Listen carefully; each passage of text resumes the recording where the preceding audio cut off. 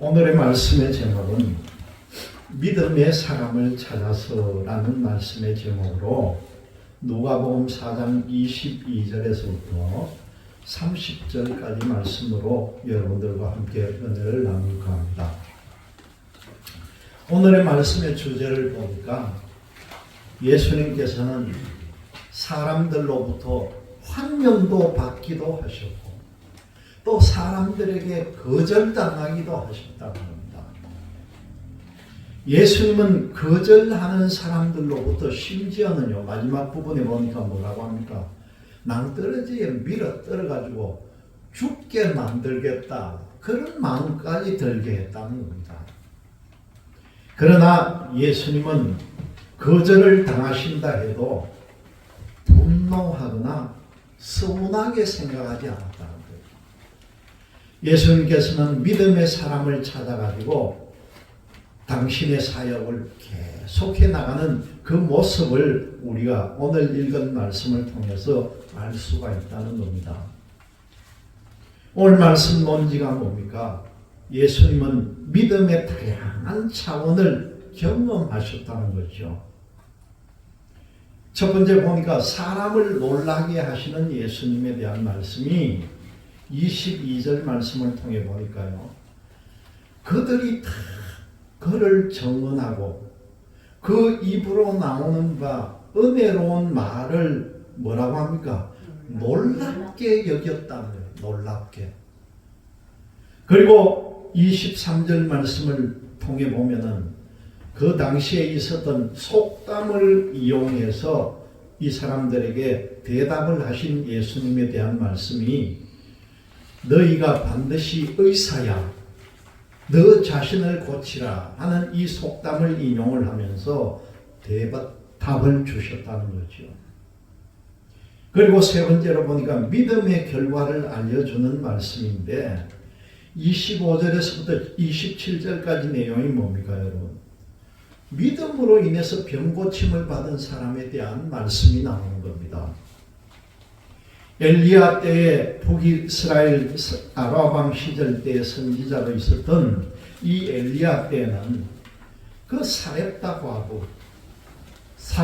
과부는 헬라어 말이고 이때 아람 말로는 사르밧 과부라는 거죠. 사르밧. 그 과부를 예수님께서 나음을 받고 변화시켜준 내용과 그 후에 엘리야 시대 때 수리아 장군이었던 나만 장군의 나병을 깨끗이 치유해준 그 믿음의 결과를 오늘 말씀을 통해 우리에게 알려준다는 겁니다. 그리고 마지막에 보니까 29절에서 30절 말씀은 뭡니까? 이 예수님을 낭떠러지 절벽에 밀쳐 떨어뜨리고자 하되 그렇게 말씀합니다. 그렇지만 예수님께서 그들 가운데로 지나서 가시니라 그렇게 말씀합니다. 뭐하러 가셨겠습니까?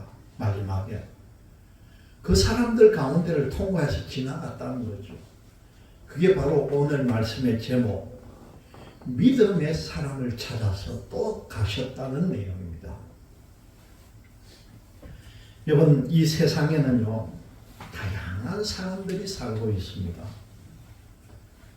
요즘 우리나라도 이제 완전히 다민족 국가가 되어가지고 피부색도 다양한 나라가 되었고, 그리고 인종과 민족, 이제는 어디 나가서 대한민국을 백이민족이라고 말해라는 안 돼요. 옛날에 우리는 오직 한민족, 백이민족이라고 했는데 이제는 그런 말하면 큰일 납니다. 인종과 민족 그리고 문화가 다양한 시대에 살고 있다는 거죠. 그리고 같은 민족 안에서도 서로 가치관이 다르고 성격도 다르다는 겁니다. 이 다르다는 것을 이해하지 못하고 나는 옳고 남은 다르다 그렇게 생각할 수가 있다는 거죠. 그래서 거기에 갈등과 대립이 일어나기도 합니다. 민족끼리는 문화 충돌이 일어나기도 하고 세대 간의 문화 충돌이 일어날 수도 있다는 거죠. 같은 세대에서도요, 가치관이 달라서 의견이 안 맞기도 하고, 가족 간에도 성격이 달라가지고 서로 오해할 수도 있다는 겁니다. 얼마나 다양합니까? 그래서 사도 바울은 뭐라고 합니까? 주도 에베소 4장 5절을 보면 주도 한 분이시요 믿음도 하나고 세례도 하나다, 그렇게 말씀합니다. 여러분, 우리 믿음은 어떤가 한번 돌아보시길 바랍니다. 사실 믿음은요, 하나여야 된다는 겁니다. 그런데 예수님을 보고 예수님의 말씀을 듣는 사람들이 많은 만큼 믿음의 유형도 굉장히 다양하게 나타나더라는 거죠. 문화와 가치관은 상대적인 것이 있어도요, 믿음이라고 하는 것은 상대가 없다는 겁니다. 믿음은 절대적이어야 한다는 거죠.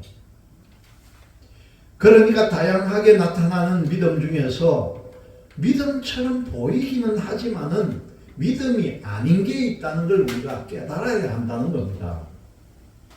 우리 예수님께서 지상 사역을 하실 때에 수많은 사람들을 만났습니다. 예수님을 만나는 사람마다 어떤 반응을 보였습니까?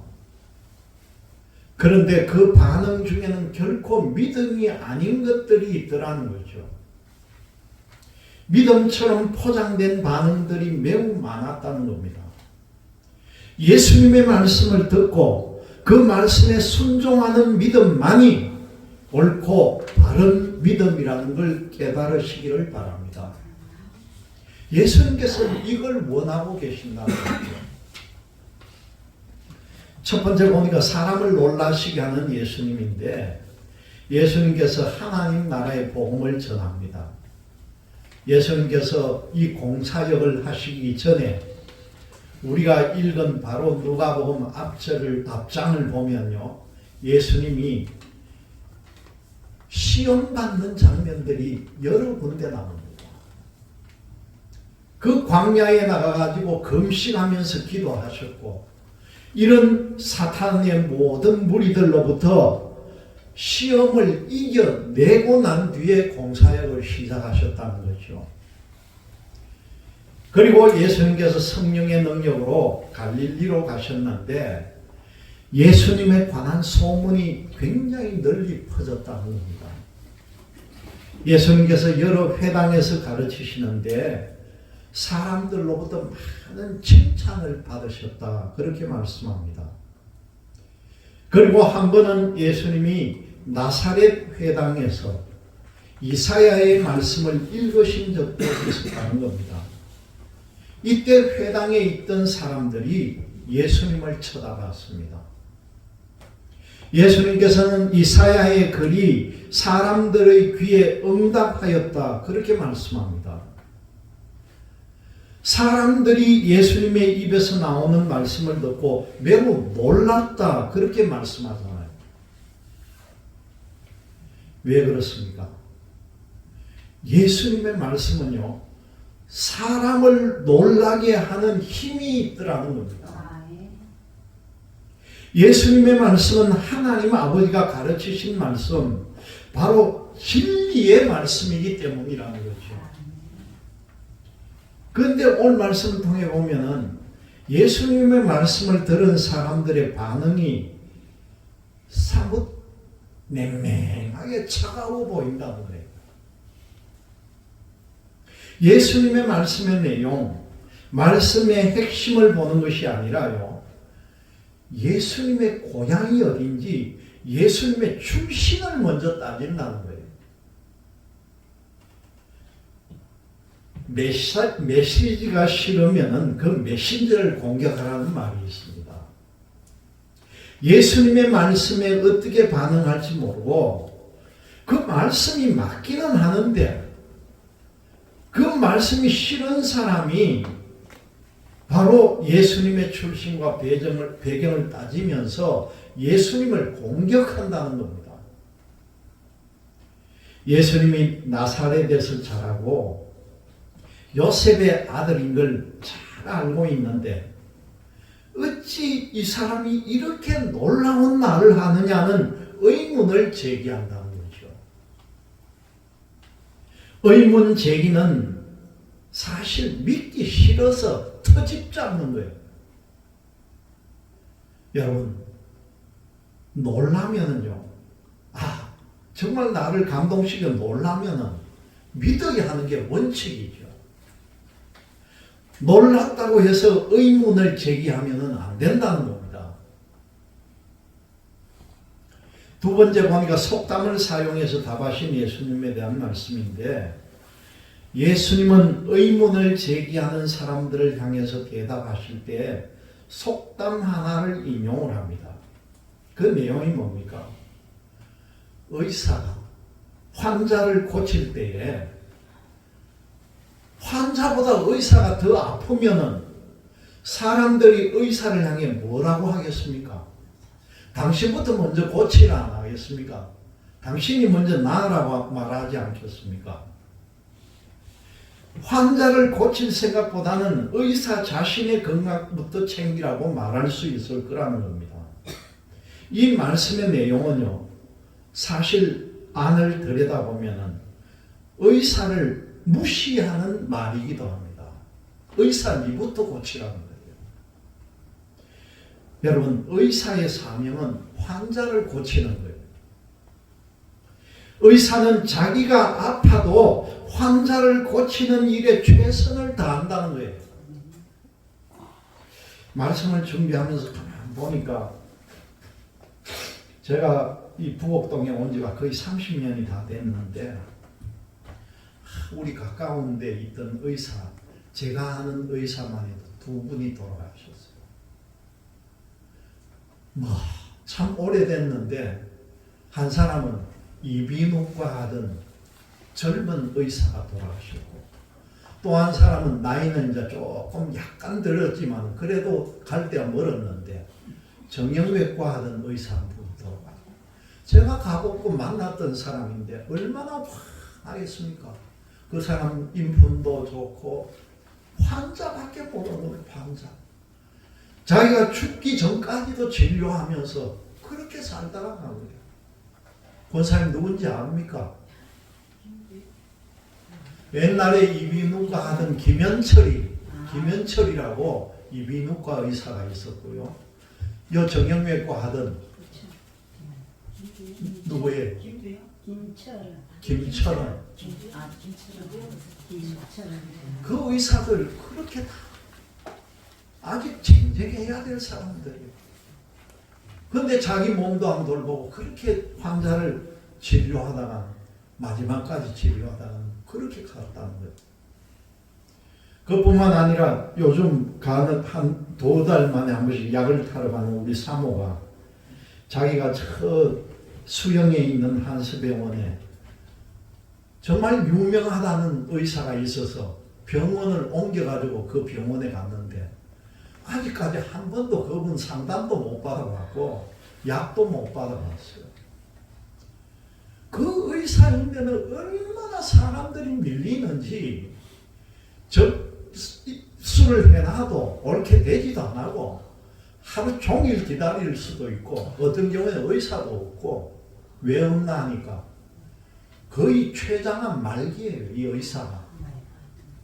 그러면서도 그 많은 의사들을 상대하면서 자기가 곧 언제 죽을지도 모를 상황인데도 지금도 진료하고 있죠. 아직 살아있어요. 그게 의사라. 사명감을 가지고 하는 거죠. 의사는 자기가 아파도 환자를 고치는 일에 최선을 다한다는 겁니다. 의사 자신의 병은 다른 의사가 고쳐줄 거라는 거죠. 만약 의사를 향해 네 병부터 고치라 하는 말이 옳다면 하나님의 말씀을 전하는 사람이 어느 것부터 먼저 전해야 하겠느냐는 거죠.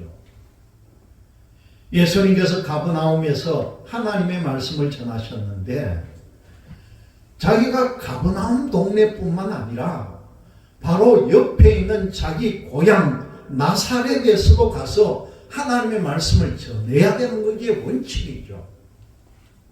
그런데 고향 사람들이 하나님의 말씀을 들으려 하지 않는다는 겁니다.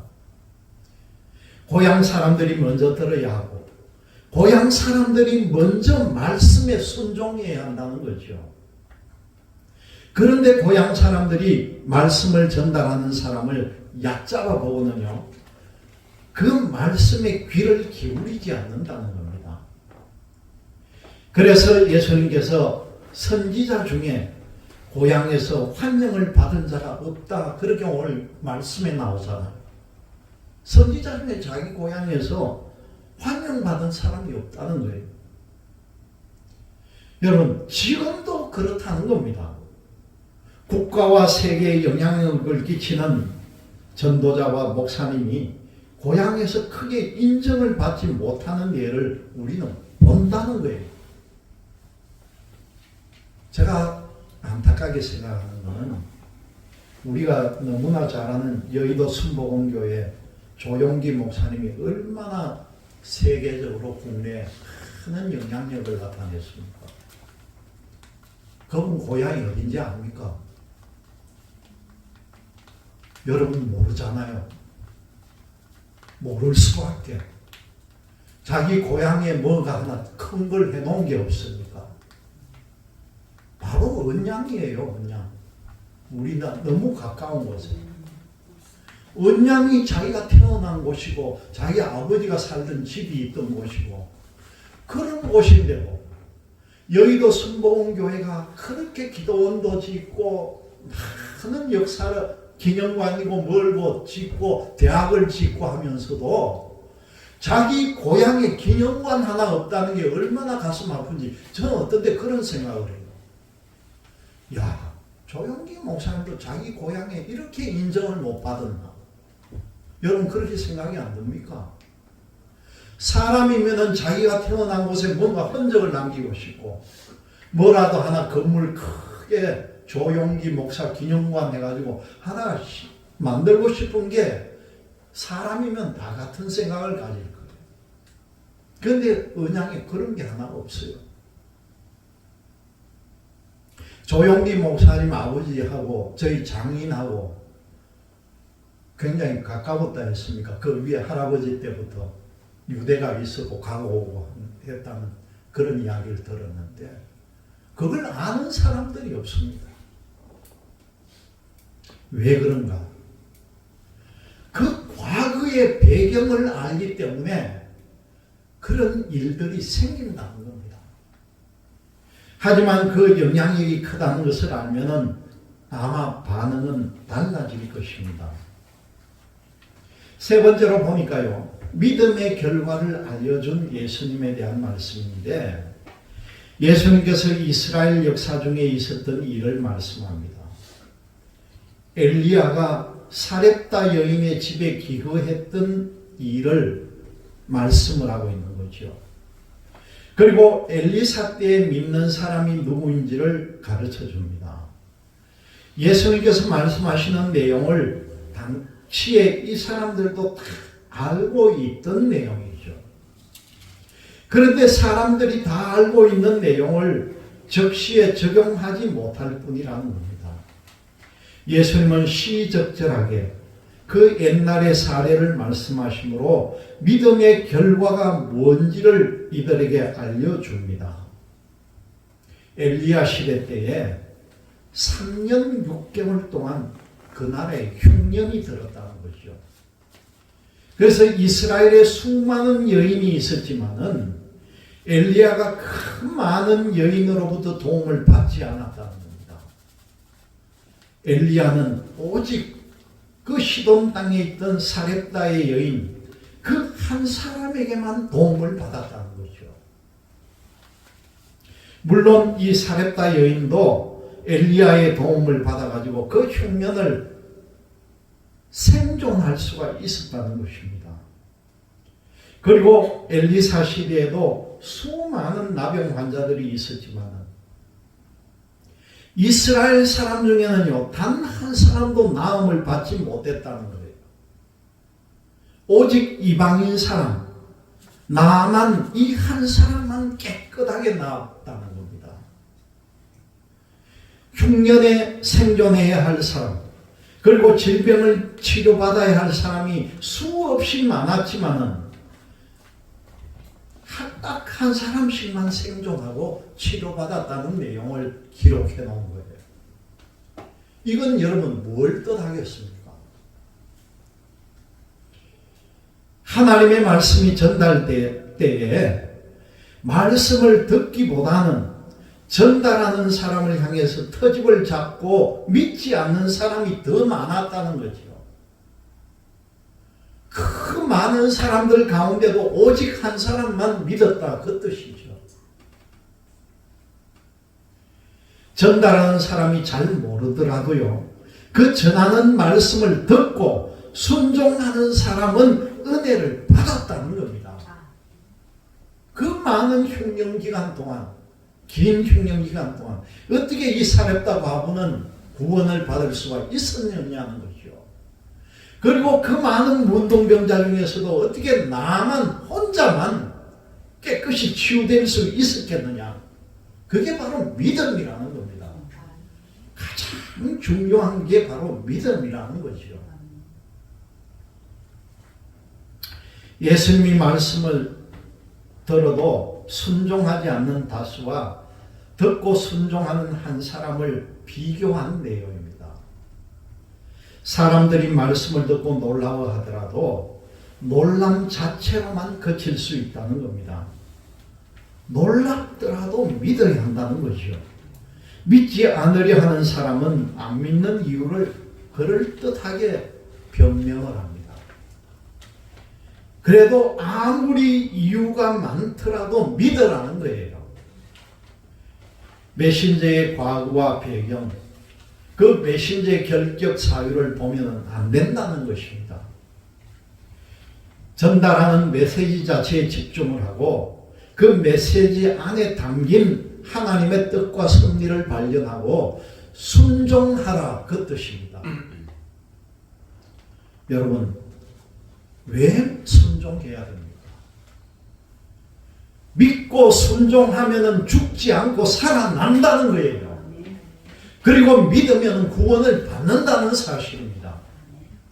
여러분, 믿으면요, 내 질병에서도 노임받는다는 걸 꼭 믿으시기를 바랍니다.